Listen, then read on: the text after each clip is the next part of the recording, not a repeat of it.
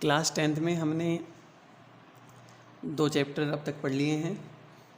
आज हमारा 3rd lesson प्रारंभ होगा। स्वराष्ट्र गौरवम।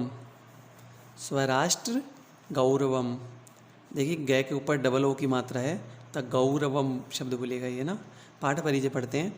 हमारे चिंतन में राष्ट्र की अवधारणा अति प्राचीन है, यानी बहुत पहले से चली आ रही है। वेदों में भी आ राष्ट्रे राजन्य, राष्ट्र में क्षत्रिय, यजुर्वेद का श्लोक है ये। वयम राष्ट्रे जागृयामः, हम राष्ट्र में जागृत रहें, ये भी यजुर्वेद का मंत्र है। अहम राष्ट्री संगमणि वसुनाम, मैं वाग्देवी यानी सरस्वती, जगदीश्वरी और धन प्रदात्री हूँ, यह ऋग्वेद में वर्णन है। वाग्देवी यानी सरस्वती, जगदीश्वरी यानी भगवान शिव की पत्नी, और धन प्रदात्री धन देने वाली हूँ, लक्ष्मी का स्वरूप हूँ, ऋग्वेद में वर्णन है। इत्यादि बहुत से मंत्रों में राष्ट्र शब्द का प्रयोग से यह स्पष्ट होता है कि हमारे राष्ट्र संबंधी अवधारणा पश्चिम से आई है। ऐसा जो मानते हैं वे वास्तव में भ्रांत हैं। इन पश्चिम से यानी पाश्चात्य देशों से, अमेरिका वगैरह से, ऐसा नहीं है। ये हमारी अवधारणा प्राचीन काल की है।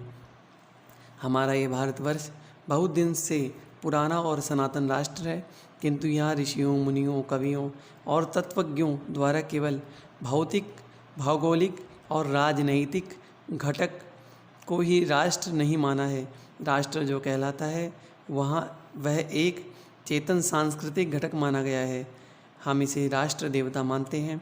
यह भारत हमारी दृष्टि में कोई मिट्टी का पिंड अथवा भूखंड मात्र नहीं है, अपितु मातृभूमि है। भारत को कैसा माना इन्होंने? मातृभूमि माना, मिट्टी नहीं मानी केवल। जैसा कि अथर्ववेद में कहा गया है, माता भूमि है, मैं पृथ्वी का पुत्र हूँ। ऋग्वेद में भी कहा गया है, पृथ्वी मेरी माता है और द्युलोक पिता है। मातृभूमि, पितृभूमि, पुण्यभूमि, धर्मभूमि, कर्मभूमि और देवभूमि, इस प्रकार विविध रूपों वाली है। संसार के मन को मोहने वाली है हमारी भारत माता। राष्ट्र संबंधी, राष्ट्रीयता संबंधी, राष्ट्र गौरव संबंधी और राष्ट्रभक्ति संबंधी कुछ श्लोक इस पाठ में संकलित हैं। ये पाठ से संबंधित है। देखिए, भारत माता से संबंधित है। उत्तरम यावत् समुद्रस्य हिमाद्र एश्चैव दक्षिणम वर्षम तद भारतम नाम है भारती यत्र संतति। उत्तरम यानी उत्तर दिशा में, उत्तर में, यस समुद्रस्य, जो समुद्र के जो उत्तर में है, हेमाद्रेश्चैव दक्षिणम, हेमाद्रे, यहाँ पर संधि विच्छेद करेंगे तो हेमाद्रे शब्द निकल जाएगा और शय का विसर्ग हो जाएगा। तो हेमाद्रे यानी हिमालय, चैव दक्षिणम, दक्षिण दिशा के अंदर है, और दक्षिण दिशा में हिमालय है, हिमालय के दक्षिण में है, यानी समुद्र के तो उत्तर में और दक्षिण, हिमालय के दक्षिण में स्थित है। वर्षम तद भारतम नाम है। इस भूमि को क्या, किस नाम से जानते हैं? भारत के नाम से जानते हैं, भारत राष्ट्र के नाम से जानते हैं। भारतीय यत्र संतति, यानी क्या कह रहे हैं यहाँ पर कि ये भारतीय, यहाँ पर प्रजा रहती है। यत्र संतति, संतति यानी प्रजा या संतान। भारती नाम की, भारत से भारती। तो आपके पास में आपने समझा होगा कि समुद्र के उत्तर में और हिमालय के दक्षिण में जो भारत देश है उसमें भारतीय लोग निवास करते हैं। विष्णु पुराण में से ये श्लोक लिया गया है। अन्वय देखें आप, फिर शब्दार्थ देखें, हिंदी अनुवाद भी इसमें दे रखा है और संस्कृत की श्लोक की व्याख्या भी आपको दे रखी है। अब हम सेकंड श्लोक का अध्ययन करते हैं। सेकंड श्लोक है हमारे पास, हिमालयात् समारंभ यावदिंदु सरोवरम तम देव निर्मितम देशम हिंदुस्तानम प्रचक्षते। यहाँ पर बृहस्पत्यागमः से लिया गया है ये। यहाँ पर क्या कहते हैं? हिमालयात् समारंभ, हिमालय से जो प्रारंभ होता है, हिमालय से जो आरंभ होता है, यावत, ये संधि विच्छेद करेंगे तो यहाँ पर क्या हो जाएगा? यावत तय हो जाएगा और ई अलग निकल जाएगा। तो क्या शब्द बनेगा? यावत हिंदू सरोवरम, हिंदू सरोवर, हिंदू सरोवर का मतलब क्या हो जाएगा? हिंद महासागर, यानी हिमालय से लेकर हिंद महासागर तक। तम देव निर्मितम देशम, जो देवताओं के द्वारा निर्मित देश है। हिंदुस्तानम प्रचक्षते, उसे हिंदुस्तान के नाम से हम जानते हैं। यानी हिमालय से लेकर हिंद महासागर तक जो देश स्थित है, देवताओं के द्वारा रचा गया है, उस देश को हम हिंदुस्तान के नाम से जानते हैं। अन्वय दे रखा है, शब्दार्थ आप पढ़ें। हिंदी अनुवाद है, फिर संस्कृत की व्याख्या भी दे रखी है। देखिए हम व्याकरणिक बिंदु भी हैं, इनको भी आप देख लें कि किस प्रकार से कौन सा शब्द कहाँ पर आ रहा है। जैसे समारंभ्य, सम उपसर्ग है, आंग उपसर्ग है, रब धातु और लेप प्रत्यय है। आप इसको भी एक बार देखें, अवलोकन करें। अगला है हमारे पास में गायन्ति देवा किल गीत गानी न्यास्तुते भारत भूमि भागे स्वर्गापवर्गस पदमार्ग भूते भवन्ति भूये पुरुषा सुरत्वात्। देखिए इसमें गायन्ति देवा किल गीत गानी, जो देवता गीत गाते हैं, किल यानी निश्चित रूप से, ये काव्य है किल, गीत गानी गीत गाते हैं, देवता निश्चित रूप से जिसका गीत गाते हैं। धन्यास्तुते भारत भूमि भागे, और धन्य है भारत भूमि भाग पे, यानी भारतीय भूमि के ऊपर जन्म लेने वाले वो धन्य हैं, वो लोग धन्य हैं।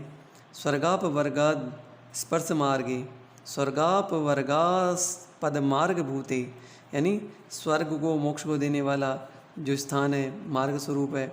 भवंती भूय पुरुषा सुरत्वात्, वो भवंती यानी होते हैं, भूय यानी फिर से, पुरुष आए, पुरुष वहाँ पुनः जन्म लेते हैं। सुरत्वात् देवताओं की कृपा से, देवताओं की कृपा से वहाँ पुरुष बार बार जन्म लेते हैं। यानी जिसका गीत, जिस भारत भूमि का गीत देवता भी गाते हैं, निश्चित रूप से देवता गाते हैं, उस भारत भूमि पर रहने वाले धन्य हैं।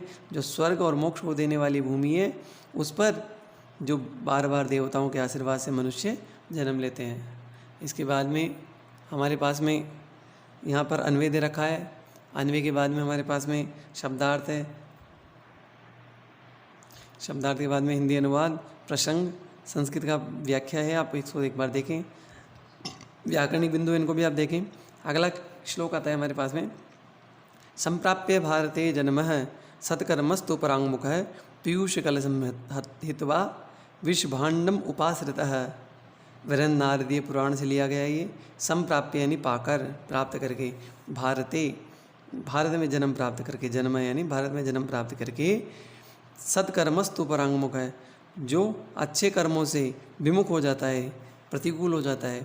भारत भूमि में जन्म लेने के बाद में भी जो अच्छे कर्म से विमुख हो जाता है, पीयूष कलशम हित्वा, पीयूष यानी अमृत के कलश को त्याग कर, विष भांड में उपासित है, विष रूपी जो पात्र है, जहर का जो पात्र है, उसको स्वीकार कर लेता है। यहाँ पर क्या कहना चाहते हैं, ये भारत में भूमि को प्राप्त करके, यानी भारत में जन्म लेने वाला अच्छे कर्मों को अगर नहीं करता है, उनसे विमुख हो जाता है, तो कैसा रहता है, जैसे कल अमृत के कलश को वो त्याग कर विष के कुंभ को उसने ग्रहण कर लिया है।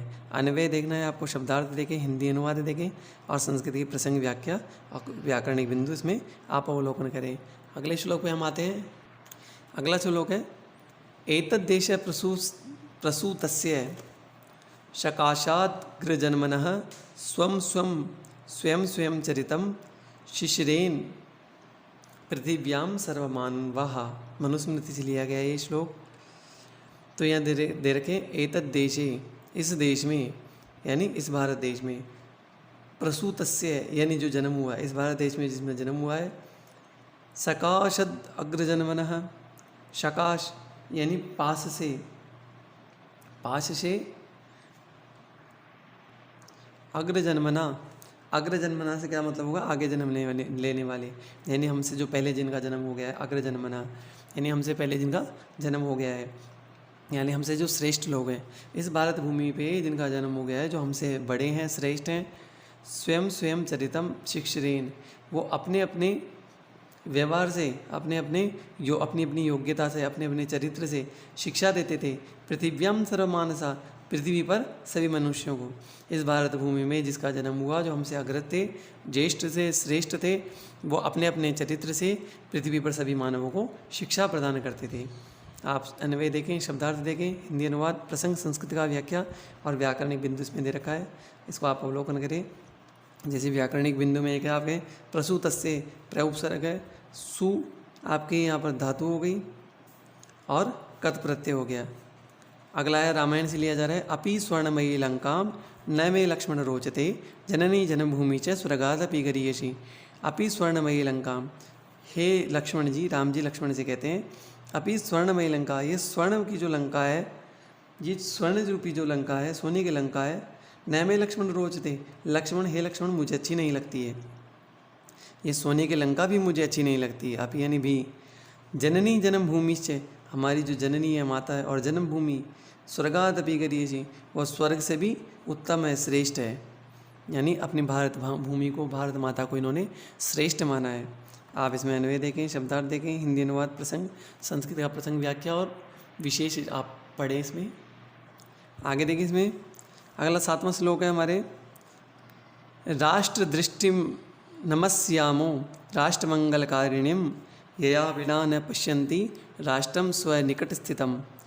अमृत वाग भरवाचार्य द्वारा ये रचित है। राष्ट्र दृष्टिम, राष्ट्र की दृष्टि यानी राष्ट्र की जो कल्याण करने वाली दृष्टि है। नमस्यामो, नमस्कार है, यानी उसे हम प्रणाम करते हैं। राष्ट्र मंगल कारण है, जो राष्ट्र का मंगल करती है उसे हम प्रणाम करते हैं।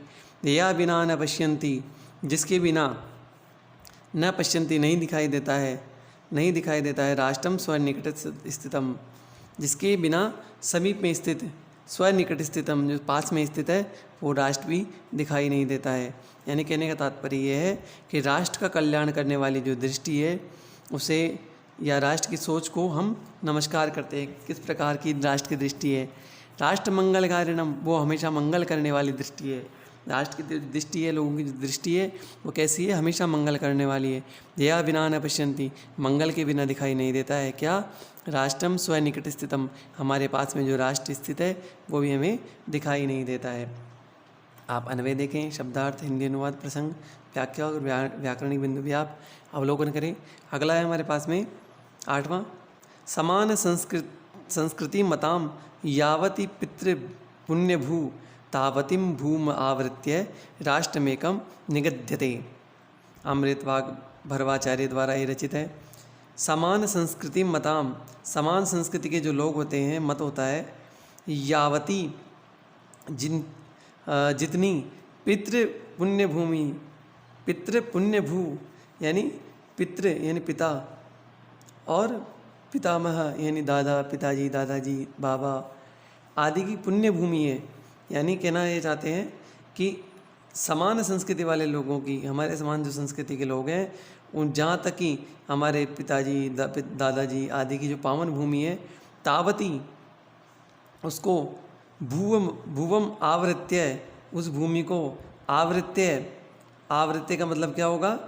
ढक कर, आवरण करके, राष्ट्र में एकम निगद्यते, वो राष्ट्र का रूप कहलाती है। उन सबको ढक कर, अर्थात इसका समग्र रूप राष्ट्र कहलाता है।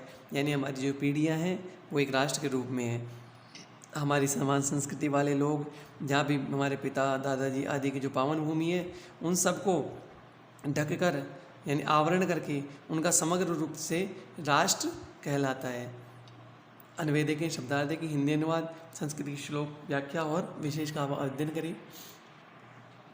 आगे देखें, पितृभूत्वम पुण्यभूत्वम द्वयम यस्य न विद्यते तस्य स्वत्वम तत्र राष्ट्रे भवितुम न किलार्हति।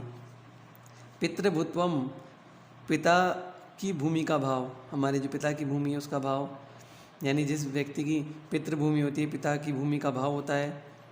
पुण्यभूत्वम, पुण्यभूत्वम यानी पवित्र भूमि का भाव हमारे होता है, पिता की भूमि का, पुण्य भूमि का। द्वयम यस्य न विद्यते, ये दोनों जहाँ पर विद्यमान नहीं होते हैं, तस्य स्वत्वम तत्र राष्ट्रे, तस्य सत्वम, सत्वम यानी स्वामी होने पर भी, उसका स्वामी होने पर भी, तत्र यानी वहाँ, राष्ट्रे भवितुम न किलार्हति, राष्ट्र में वास्तव में योग्य नहीं है, न किलार्हति योग्य नहीं है, राष्ट्रे भवितुम यानी स्वामित्व की संभावना उसमें नहीं है, स्वामी होने का भी योग्यता उसमें नहीं है।